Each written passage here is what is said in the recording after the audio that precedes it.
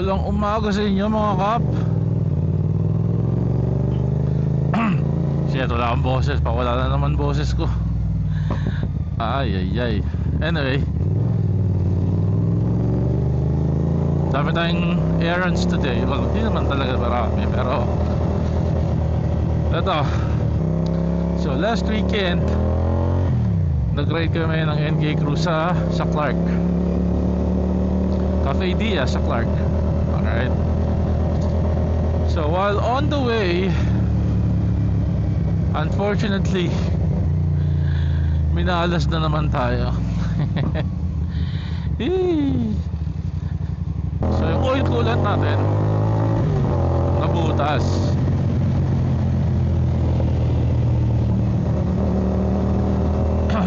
Ako kasi yung spearhead eh. So nakatingin ako sa side mirror na ganyan, titingnan ko sila. Hindi ko napansin may mga debris pala sa gitna ng NLEX. I checked the footage. Actually, ito, tingnan nyo na lang. Ito yung nangyari. Yan lang. Ay, shit!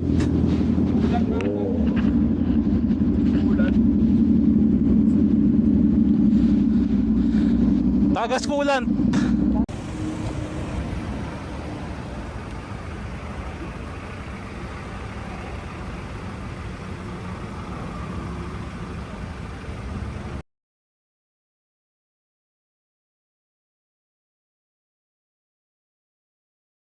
So as you can see, may dalawang debris akong nakasagasaan, nagulungan. At first, dudang-duda ako eh, kasi dun sa front footage nung dashcam, halos di siya kita. Then pag check ko sa rear, may lumilipad. So di-double check ko ulit. I also asked for footages dun sa mga kasama ko. And ayun, nakita namin. Nakita ko na aside dun sa parang tubo, maliit na parang aluminum na tubo, I'm not sure, meron pang isang parte dun sa harap na nagulungan ko. Yun yung tumama dun sa oil coolant. Kaya para siyang tinaga eh. Ano tayo itsura niya? Yan. Buti na lang kinaya ng epoxy gaming muna. Nakarating pa ng Tarlac, nakauwi pa, nakapag-ride pa kagabi. So all goods. Pero syempre kailangan natin palitan para hindi tayo kakabaka. Kaya ngayon umorder na tayo from China. Order tayo sa Shopee, and then papakabit na natin siya ngayon. So aside from that, before pala tayo dumiretso sa poging si Papa Kirby ng CF Moto Binyan, eh dadaan muna tayo ng Eton para magpapalit na naman ng RFID. Bakit kamo? Naisita nga, nawala yung mga cards kagabi. Parehong Easy Trip at Auto Sweep. Nakalagay siya dun sa ID holder, tapos nakasabit lang siya sa bewang ko. Ayun, nilipad kagabi. Ay, wala siya. Papapalit tayo ngayon. So, kaya dadaan tayo ng Eton. Alright. So, yun muna. Kita-kits tayo sa Eton mga papa.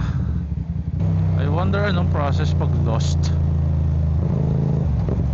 Alam ko may penalty eh. Alam ko may bayad na 100 yata. Let's see.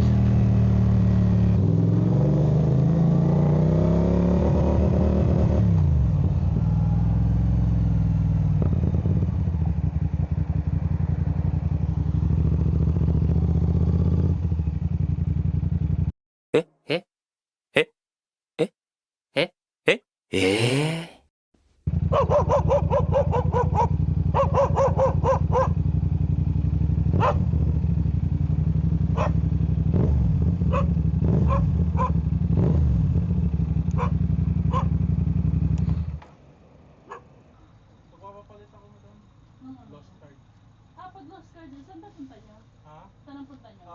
Binyan lang. Sa Binyan. Saan ang exit nyo nun? Plaza? Hindi. Sa Southwoods? Pwede po sa Southwoods or sa Shell.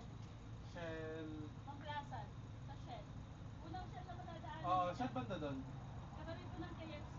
Sa tabi ng KFC. Hanapin nyo lang po sa Shell yung KFC. So papasok ako doon sa gitna. Okay. Okay, so replacement hindi dito. Either Mamplasan daw or Southwoods.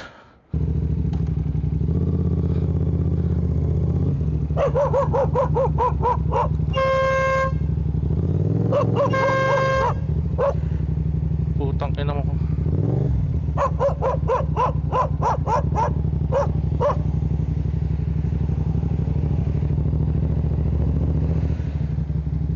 So Mamplasan. Punta tayo Mamplasan na lang sa may KFC.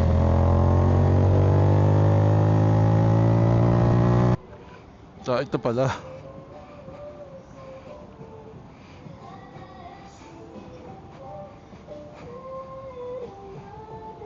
Madam, magpapa-replace po lost card. Hindi makapag-transact ngayon sir. Gawa na may connection problem.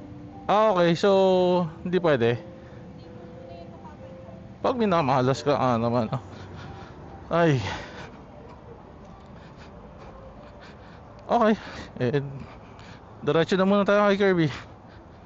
Kay Poging Kirby. Ayun na, CF Moto Binyan. Dito tayo Poging Kirby.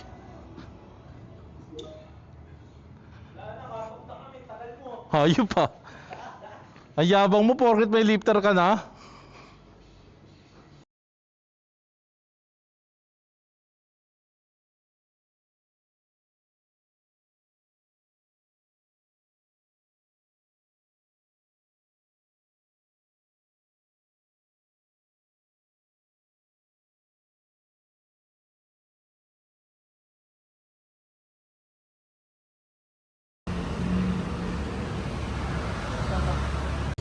Yan o, si Paul na ano yun? Ano?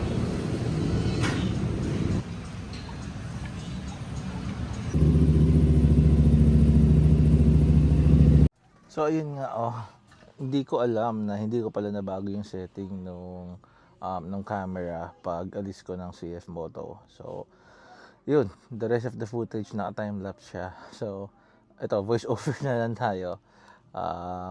Yan. So here we're going to Mamplasan northbound. Actually mali, southbound pala. Punta tayo ng Mamplasan southbound para magpapalit ng RFID, supposedly buong RFID.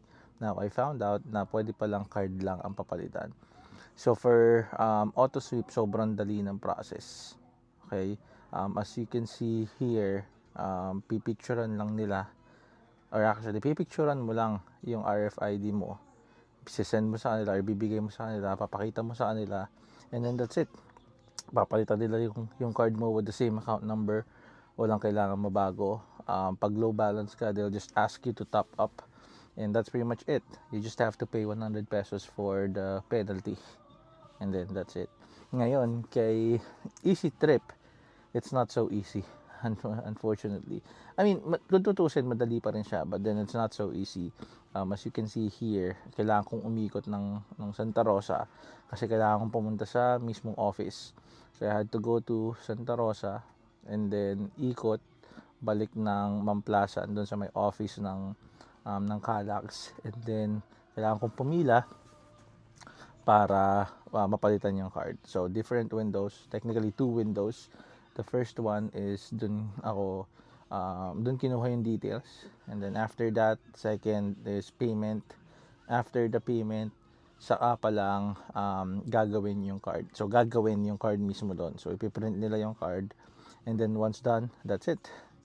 Also there's a fee of 100 pesos, and that's pretty much it. Okay, so it was a very productive day. Napalitan natin yung oil cooler ni Nook ng CF Moto 450 NK natin. everything's okay. And then after that, napalitan natin yung mga nawalang cards natin ng expressway. So yun lang. Maraming salamat mga kap sa panonood. Cut short ko na to kasi again, hindi ako nakapag-record ng maayos. Ayan, if you have questions about the process on how to ask for a replacement for the RFID cards, just let me know. Please like, share, and subscribe. And then, ayun, hanggang sa muli. Paalam.